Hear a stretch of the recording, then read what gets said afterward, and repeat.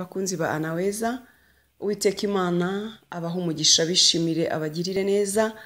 Uyu ni wa mwanya wacu mwiza kandi wo kuganira ku ijambo ry'Imana.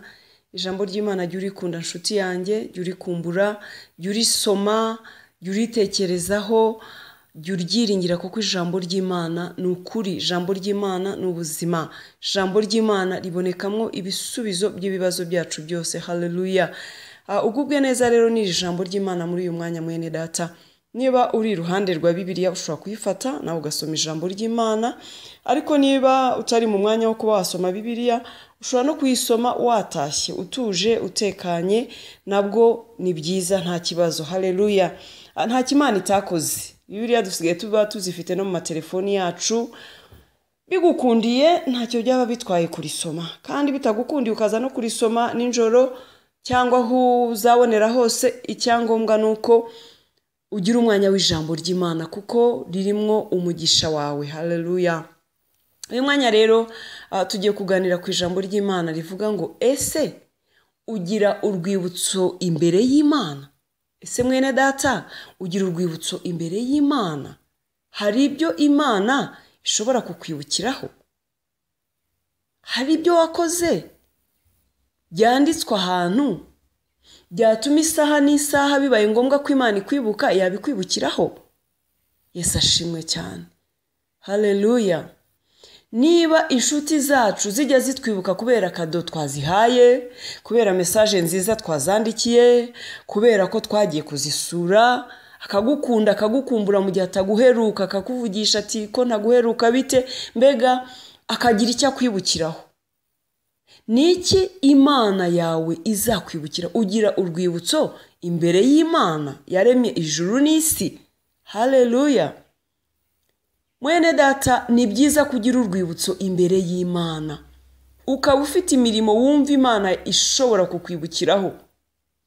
Yesu ashimwe cyane. Ntukabeho nk'umuntu utazi impamvu yo kubaho kwawe. Ujye ubaho nk'umuntu uri hano ku isi, uri kuri misiyo. Yesu ashimwe cyane. Ujye ubaho nk'umuntu uri kuri misiyo hano ku isi yo gukorera Imana. Iminsi yo kubaho kwawe hano ku isi ntukayipfushe ubusa. Amahirwe yo kubaho kwawe ujye uyakoresha neza, kubera yuko hari benshi cyane bakabaye bifuza kuba bakiriho ariko bitakundiye. Wowe rero Imana igitije ubuzima, wowe ukiriho umenye neza ko hari impamvu y'ubuzima bwawe. Haleluya. Umenye ko hari impamvu y'ubuzima bwawe, kandi umenye ko utapfuye kuza hano ku isi. Ntabwo wapfuye kuza, hariho impamvu y'ubuzima bwawe, hari impamvu yo kuba uriho. Yesu ashimwe cyane. Reka dusome ijambo ry'Imana hano, nibwo uri buze kumvamo impamvu yo kubaho kwawe. Mu gitabo cy'Abaefeso ibice 2 umurongo wa 10 haravuga ngo kuko turi abo yaremye ituremeye imirimo myiza muri Kristo Yesu, iyo Imana yiteguriye kera kugira ngo tuyigenderemo. Yesu ashimwe mwene data. Turabo yaremeye imirimo myiza muri Kristo Yesu. Iyi Imana yiteguriye kera, itarakurema, itarandema. Hari imirimo Imana yateguye ko ugomba kuzakora, nanjye ngomba kuzakora. Ubwo rero nurangara ntugendere mu mirimo Imana yakuremeye, uzawupfushije ubusa iminsi yawe, kandi uzabazwa ibyo wagombaga gukora ntubikore. Haleluya. Turi hano kuri misiyo nshuti zanjye. Rero wibuke yuko waremewe imirimo myiza muri Kristo Yesu. Nturangare, umwanya wawe uwukoreshe neza kugira ngo uzagire ibyo ubwira umuremyi wawe. Yesu ashimwe cyane. Kugira ngo uzagire ibyo ubwira umuremyi wawe, abyandike mu gitabo cy'urwibutso, ku buryo kuri icyo gihe azabumbura akavuga ati wakoze ibi n'ibi n'ibi, cyangwa se akavuga ati kuki utakoze ibi n'ibi byari ngombwa. Turabo yaremeye imirimo myiza muri Kristo Yesu. Haleluya. Rero gena umwanya wo gukorera Imana. Gena uburyo ukwiriye gukorera Imana. Mu butunzi bwawe, mu mugisha wawe Imana yaguhaye, gira icyo ukora. Gira bufasha, gira bugaburira, gira busura bari kwa muganga, gira imfubyi witaho wishyurira za school fees. Gira buhumuriza, ariko ubabwire amagambo meza bururutse umutima. Ubasure abigunze, abatawe, abari bonyine. Ubegere humuriza imitima yabo. muri wowe harimo impano nyinshi zatuma ukorera Imana. Haleluya. Fata agakarita ushyire muri telefone, ugire uhamagara, mubwire amagambo amwururutsa umutima, uwihebye, uhangayitse, wumva yanzwe. Yesu ashimwe cyane. Gira uwo wambika se wambaye ubusa. Gira uha amazi yo kunywa se wishwe n'umwuma, wishwe n'inyota. Twaremewe imirimo myiza muri Kristo Yesu. Haleluya. Ese mwene data, ufite urwibutso imbere y'Imana? Imana yakwibuka bibaye ngombwa kwibuka. Haleluya. Reka twongere dusome ijambo ry'Imana hano mu gitabo cya ibyakozwe n'intumwa, ibice 10 guhera ku murongo waho wa mbere. Hariho umuntu w'i Kayisariya witwaga Koroneliyo, umutware utwara umutwe w'abasirikare wo mu ngabo zitwa Italiyana. Yari umuntu w'umunyedini wubahana Imana n'abo mu rugo rwe bose. Wagiriraga abantu ubuntu bwinshi, agasenga Imana ubudasiba. Abona ku mugaragaro mwiyerekwa marayika w'Imana yinjiye iwe nko mu isaha ya 9 y'umunsi. Aramuhamagara ati, Koroneliyo. Aramutumbira, aramutinya. Aramubaza ati, ni iki mwami? Aramusubiza ati, gusenga kwawe n'ubuntu bwawe byazamukiye kuba urwibutso imbere y'Imana. Haleluya. Uyu mugabo Koroneliyo ngo yari umunyedini, ariko nyamara akubahana Imana n'abo mu rugo rwe bose, kandi ngo agasenga Imana, akagerekaho kugira ubuntu bwinshi. Ibyo bintu abifatanyije, kubahana Imana n'abo mu rugo rwe no gusenga Imana no kugira ubuntu bwinshi, ngo biragenda biba ikirundo imbere y'Imana, biba urwibutso imbere y'Imana. Yesu ashimwe cyane. Ngo Imana yohereza marayika wayo, aramubwira ati, Koroneliyo, ubuntu bwawe no gusenga kwawe, ibikorwa byawe byazamukiye kuba urwibutso imbere yanjye. Haleluya. Rero Imana igitwibukira ku mirimo myiza dukora. Nuza gukomeza gusoma iri jambo, ndagusaba nubona umwanya uze gukomeza gusoma kino gice cyose, uraza gusanga Koroneliyo yarabonye agakiza kubera ko yakoze ibikorwa byiza bigahinduka urwibutso imbere y'Imana. Imana inanirwa kwirengagiza, iravuga iti, uyu muntu ninde unejeje umutima wanjye? Uyu muntu ukora ibikorwa bisa bitya ninde? Irebye isanga ni umuntu w'umunyedini utarabona agakiza, utaramenya Imana, utarayiyegurira, utarayiringira, ngo yohereza marayika w'Imana kujya kubwira Koroneliyo icyo akwiriye gukora kugira ngo Imana irusheho kunezerwa umutima we. Yesu ashimwe cyane. Bigaragara yuko iyo natwe dukoze ibyiza, tugakora ibinezeza Imana bihesha icyubahiro, Imana ishobora kuguha ikintu kindi wari ukeneye udafite, kubw'uko hari imirimo yawe uhindutse urwibutso imbere yayo. Koroneliyo yari akeneye agakiza, ngo yari umunyedini, yari umunyamahanga, ntabwo yari azi Imana, ariko ngo agakunda Imana mu buryo bwe, mu mbaraga ze, agakunda gusenga, akubahana Imana n'abo mu rugo rwe, kandi ngo akagira ubuntu bwinshi. Ibyo bituma Imana ivuga iti, ariko uyu muntu w'umunyamahanga, utazi amategeko yanjye n'amabwiriza yanjye, ariko akaba akora ibikorwa bingana gutya, ese nimwiyereka nkamwihishurira, nkarushaho kumuhumura amaso, ntazakora ibirushijeho kuba byinshi? Ntazakora imirimo irenze iyo yakoraga? Haleluya. Ikindi se, ubugingo bwe sinkwiriye kuzabutabara nkazamuha ingororano z'ibyo yakoze, kubera yuko afite umwete wo kunshaka nubwo ataramenya inzira zo kunyuramo anshaka? Icyo nicyo Koroneliyo yari akeneye. Yari akwiriye agakiza, ntabwo yari yakakabonye, ariko Imana ibona yuko ukwiriye kubikora kubw'urukundo Koroneliyo yagaragaje, kubw'imirimo ye myiza, kubwo gukunda abantu akabagirira ubuntu, kubwo gukunda gusenga, kubwo kubahana Imana n'abo mu rugo rwe akabatoza kubaha Imana. Yesu ashimwe cyane.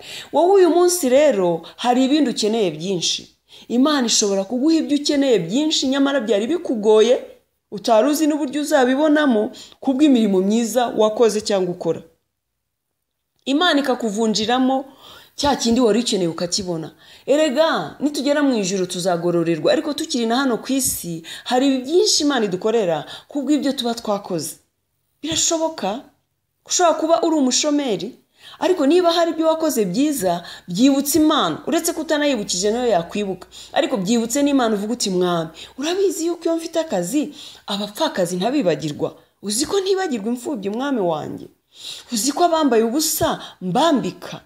Uzi ko Mwami nsura abarwayi kwa muganga nkabahumuriza, nkabagemurira, nkabaha uwo mugati, nkabaha iyo korogati, nkabaha utwo tuzi two kunywa, nkabaha icyo gikombe cy'amata Mwami. Niyo mpamvu rero Data wera ngusabye akazi, kuko urabizi ko akazi kanjye ntabwo ari ako kumbeshaho ujye n'urugo rwanjye gusa, si ako kwimenya gusa jyewe n'abanjye, ahubwo ndengaho ngakora n'umurimo wawe. Ese ufite ibyo wakwibutsa Imana, mwana w'Imana? Haleluya. Duharanire kugira urwibutso imbere y'Imana, kuko twaremewe imirimo myiza muri Kristo Yesu. Reka two kwiyicarira ngo tudamarare, twibagirwe, twibukerega ko kuri iyi si turi abagenzi. Turahita. Niki kizaguherekeza se? Ahubwo se niki kizatuma uramirwa hano ku isi ngo utabarwe? Kuko ibyo umuntu abiba nibyo azasarura. Abo wagaburiye ejo, uyu munsi ushobora gusonza, akaba ari nabo bakugaburira. Erega ni Imana inyuranye ibihe birasimburana.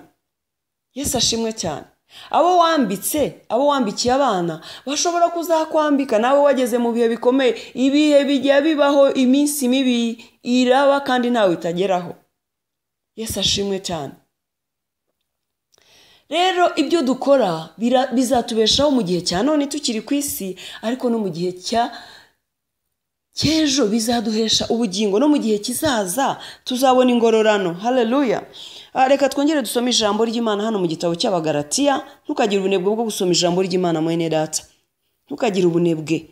Taza kuvuga ngo mama Matilda ko ari gusoma ibyanditswe byinshi. Ijambo ry'Imana reka rigwire muri wowe. Nirigwira muri wowe rizagukomeza, rizakubera inkomezi.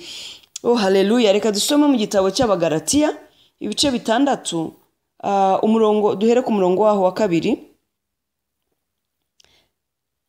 Duhere ku murongo waho wa 7. Ngo ntimukayobe, Imana ntinegurizwa izuru, kuko ibyo umuntu abiba ari byo azasarura. Haleluya. Uwo ni umurongo wa 7. Dusimbuke tuze reka dukomeze umurongo wa 8. Ngo ubibira